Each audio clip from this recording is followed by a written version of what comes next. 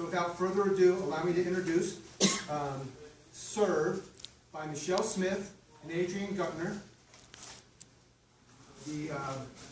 This is the student-sponsored award.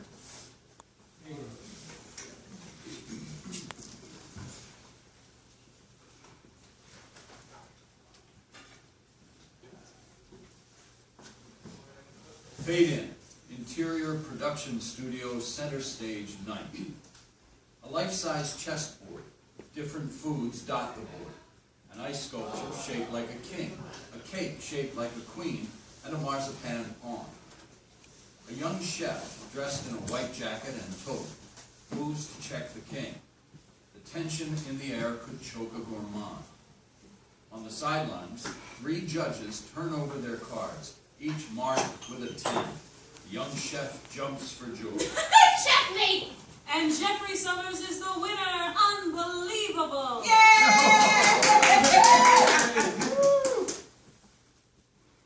Interior office building, conference room, day. Margaret Keller shuts off the TV. A woman dedicated to her job who lets nothing stand in her way. She turns to a group of writers around a table. They shift uncomfortably. How is this a hit? It's novel, a cooking game show. With the prize of being the world's greatest chess player? Ideas? Ever been to a Japanese restaurant where the food rides down the conveyor belt? Shut up. Food fight? Children as foodies.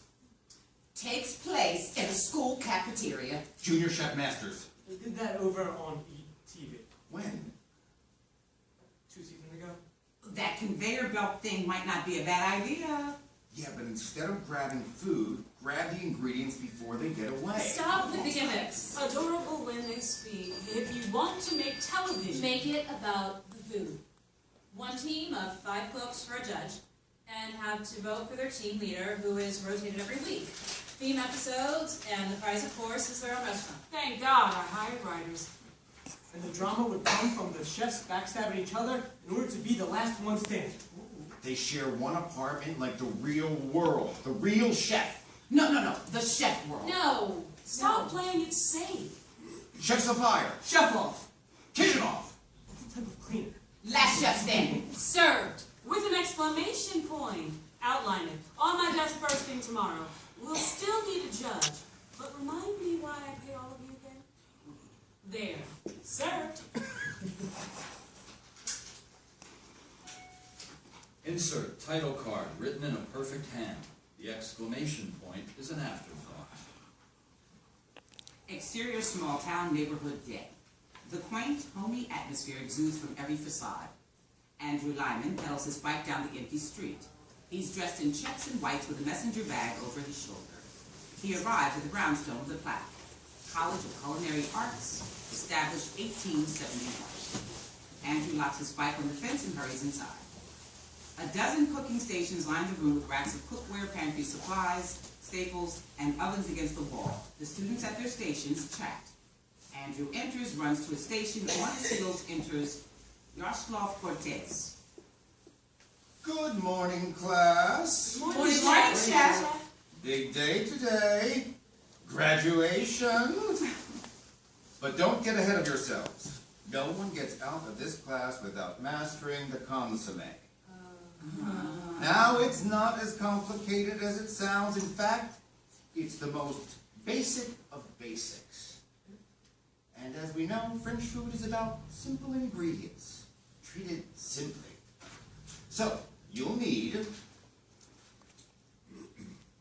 Later, the student chef line up. Each holds a bowl of deep, rich broth. Yaroslav goes down the row, spoon in hand, tasting. Too salty. Too bland. Not bad. That's too cloudy. Did you strain it through a cheesecloth? I thought I did, Chef. Damn. Hot damn. Congratulations, chef!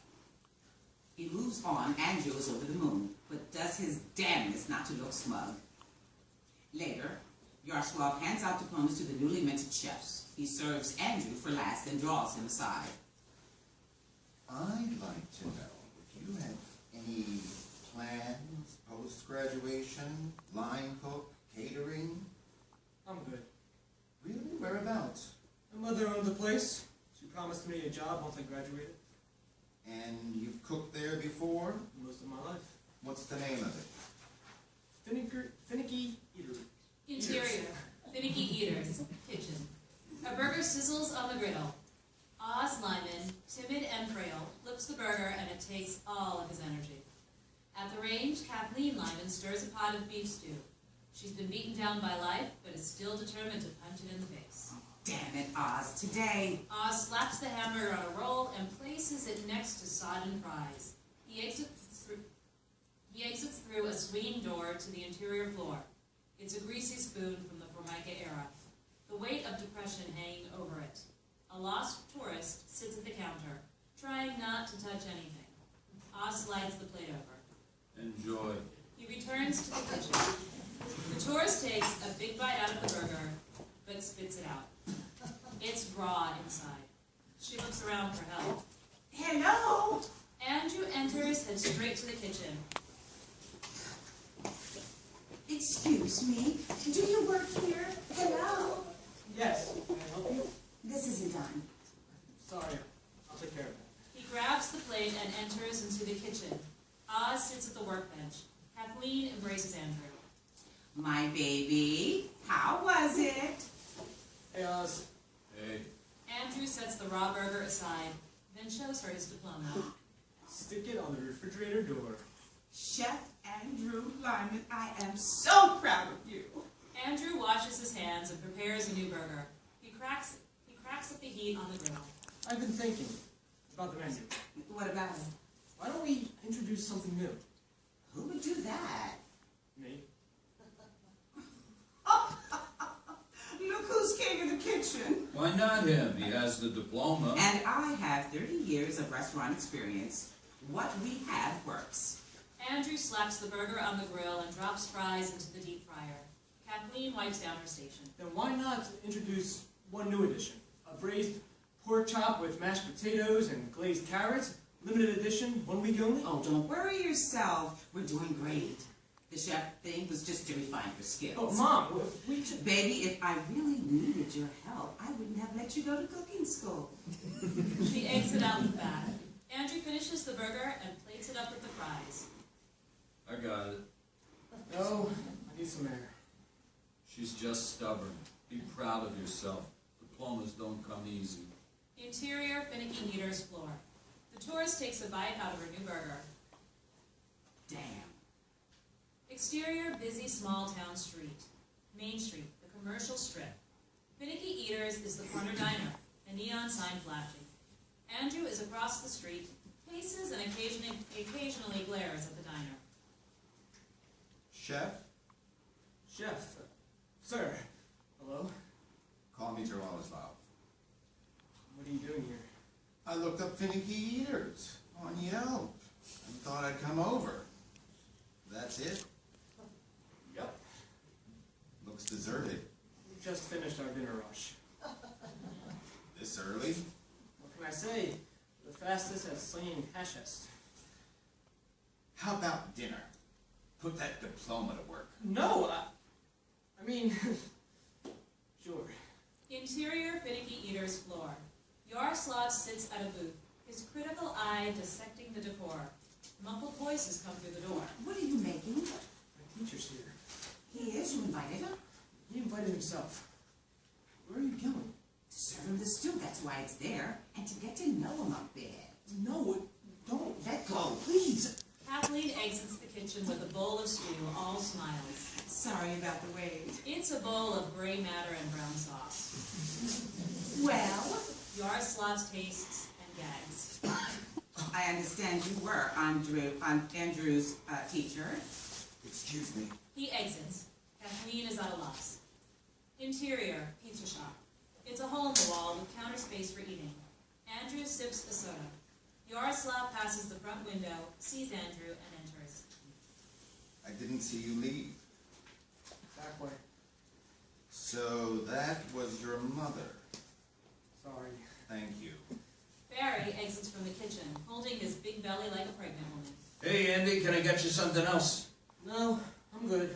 You, sir, what do you have? Slice to go. Order up! He exits into the kitchen. I have a friend who's looking for a line cook. I could give him a ring. Why? Why? You have real skill. Don't waste it slinging hash. I like hash. And you have every right to hit me, but your mother... Andrew decks him, Yaroslav rubs his jaw. Interior, the Lyman home, kitchen. It's a 2-bedroom apartment above the restaurant. Shabby and cluttered. Kathleen fries eggs sunny side up. She's dressed for the day. Andrew enters, sleep-tumbled. I need to go to the pharmacy. Oz needs a refill on his medication. You'll have to handle lunch alone. Okay. He turns on the small TV and comes across an ad for Served. If you live in the tri-state area and have restaurant experience, line cook, prep cook, pastry chef, this is your chance to compete in a brand new cooking competition and gain national exposure. Register now. They don't say what the prize is. Kathleen turns it off, sets a plate of eggs on the table. Eat your breakfast. Interior, finicky eater's kitchen. Andrew works with purpose, slicing tomatoes, chopping lettuce, flattening ground beef into burger patties, slicing potatoes into french fries, and chopping carrots and celery. He adds them to a chicken soup. Interior, finicky eater's floor. Andrew watches the pedestrians pass by. A couple enters. Hi, welcome to Finicky Eaters. Later, the man and woman sit at the counter. Andrew serves her a salad and a bowl of soup, and the man a burger and fries. They try the food. Wow. That's a heck of a burger. Oh, this soup! My word! You own this place? No, I'm just a cook. Ever go to culinary school? I just graduated. And you work here? Honey, you should be in New York rubbing elbows with all the greats. Thanks. Exterior, finicky eaters.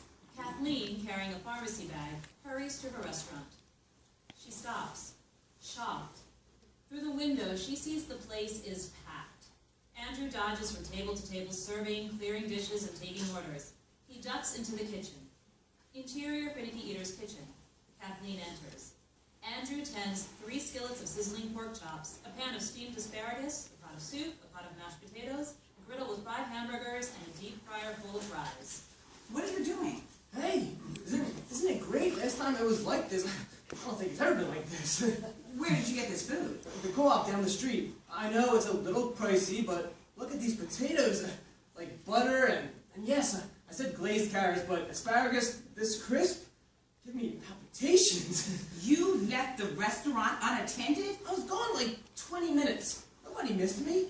But the sweetest couple came in. I blame them for this. Stop it. He plates the mashed potatoes, nestles the pork chop, and tops it with asparagus. Could you get this to the table for? I said stop it. You had no right going behind my back and changing things. You throw this food out right now, and you send those people away. But it's packed. Do as I say. You're throwing money away. Now! You want them gone?